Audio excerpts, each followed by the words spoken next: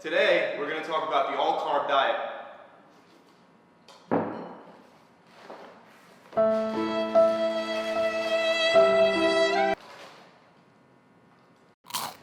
What is the all-carb diet? Well, before I get into the details, I want to show you some of the results that I achieved in a month on this type of diet plan, because the results kind of shocked me, so I can almost 100% guarantee that you're going to learn something new if you watch this video to the very end. Let me start by showing you guys some videos. The first video is one that you might have seen before. This was me about 2 to 3 months ago, right before I did a 5-day fast. This second video is taken a month after the first video, directly after my 5-day fast, and this video was taken today after eating a diet primarily consisting of carbohydrates for the last month. Like, I'm talking about probably over 80% of my diet has been carbs. Isn't that interesting? I find it very interesting because we're all led to believe things like if you fast or if you don't eat enough protein, you're gonna lose all your muscle mass, right? But that didn't happen. I maintained the majority of my muscle. In fact, for a cut, I'd say I did a very good job maintaining muscle. Even though, of course, I did lose some muscle mass, whenever I've cut in the past with low-carb, high-protein diets, I would still lose some muscle mass. And that applies to everyone unless you're on steroids. You're gonna have a really hard time maintaining all your muscle mass while cutting. The point is to maintain as much of it as you can, which I think I did just fine. The energy from the glucose, from the carbohydrates, in combination with the heavy weight training, maintained and spared my muscle mass. The other myth we're led to believe is that carbs are all bad for you, or that you need to do a low-carb diet such as Atkins Keto, paleo, or one of the other low-carb diets in order to lose weight, burn fat, and get shredded. You'll never get shredded eating a high-carb diet, right? Totally wrong. I've pretty much only been eating carbs for the last month to actually test this out on myself to see if it's good sources of carbs, if they could actually make you fatter. And even though I thought I was going to get fatter and I thought I was going to lose muscle, my body fat went down and my muscles felt fuller. Let's go over to the kitchen so I can actually show you exactly what I was eating. Obviously, I was still eating healthy carbs like brown rice. Ezekiel cereal was another healthy carb that I would eat regularly, as well as oatmeal. I had one major criteria for choosing my carb sources, and that was if it was made from a single ingredient source. I've talked about single ingredient foods for a while now, but I feel like some people are still confused. With oatmeal, it's really easy to tell that this is a single ingredient food. But with something like Ezekiel cereal, it's a little harder to tell because the ingredients are a lot longer. However, if you look closely at the ingredient list, you'll see that they're all natural choices of carbohydrates, and they're all themselves single ingredients. Another carb source that I would have a lot of was bananas, sometimes up to 3 or 4 bananas a day. Rice cakes were also part of my diet as a snack. Also, I was having a lot of puffed rice cereal. This cereal is made out of only one ingredient, and that ingredient is puffed whole grain brown rice. And I would have that cereal with almond cashew milk, not the 25 calorie or the 60 calorie one, but the full out 80 calorie high carb one. And I'll admit the 25 calorie one would have probably been better, but regardless, I would sometimes have 2 to 3 bowls of this cereal at night before bed and still continued cutting. Also, I would have a whole bunch of different kinds of pastas, including Ezekiel pasta, which might look like it has a whole bunch of different ingredients, but really it's still a single ingredient food. I would have regular whole wheat pasta with only one ingredient, and I would also have high protein black bean, mung bean, and edamame pasta. And even though these are very high in protein, you can clearly see the majority of my diet was coming from carbs. I would also freely add pasta sauce as well, but once again, it's very important which sauce you choose. Almost all of them have added sugar.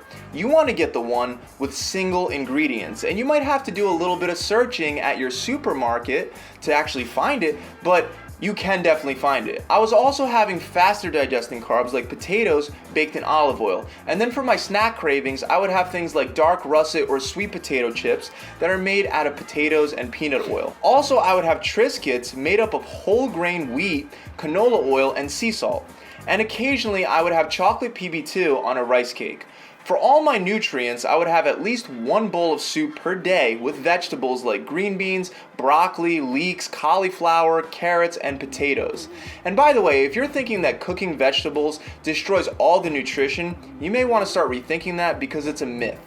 All in all, I did have some protein and some fat in my meals, but for the most part, this was a very high carbohydrate diet with very low levels of protein and fat.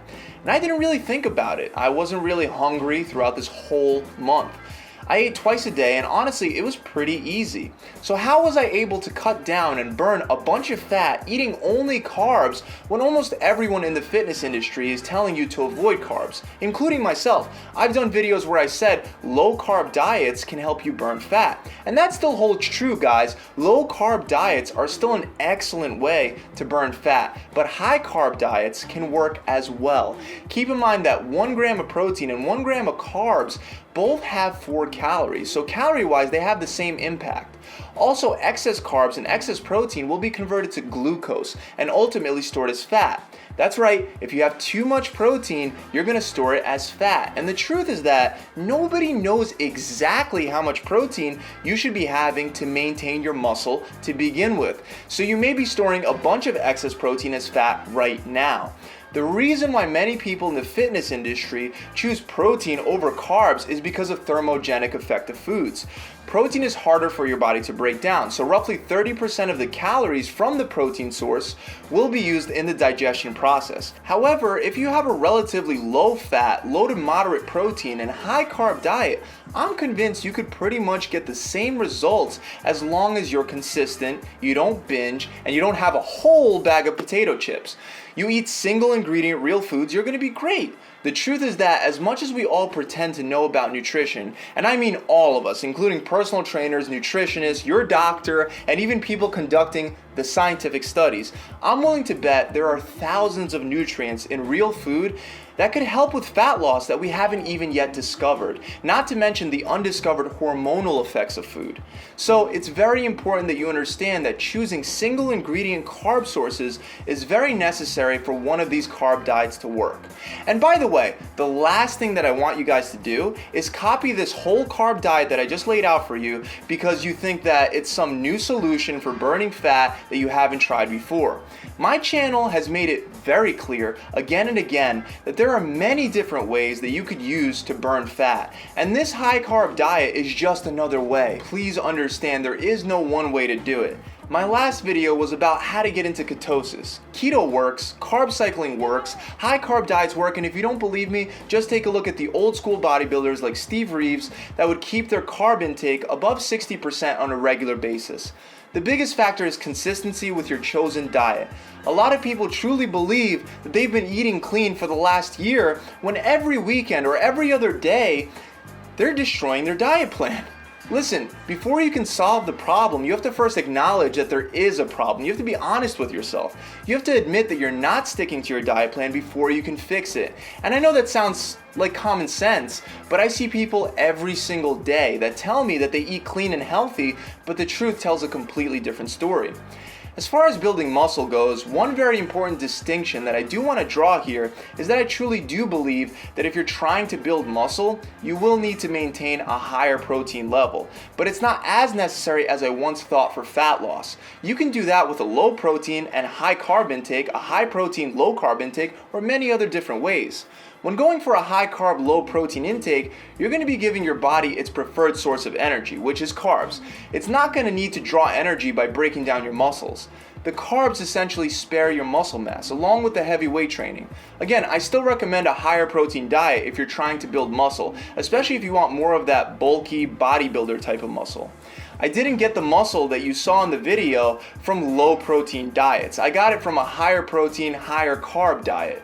Whenever I would bulk, my goal was to spare the muscle with carbs and build new muscle with the protein, and again, this is not the only way to do it.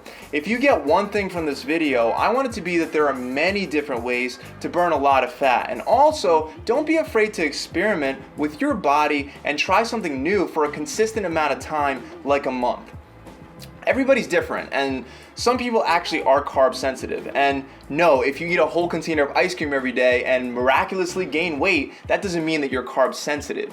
Again, sounds like common sense, but nowadays everyone thinks they're carb sensitive, and that's just plain untrue. It's really far from the truth. It's a thought stemming from the lack of understanding of what's going in your mouth.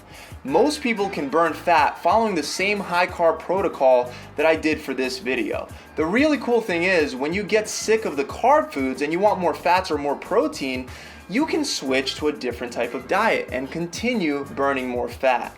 That's it, guys. I can't wait to read the comments on this one. If you enjoyed this video, make sure you subscribe to this channel, and also make sure you visit my website, gravitytransformation.com, where you can get a no BS approach to fat loss. Wouldn't that be great? See you guys soon. Pump it.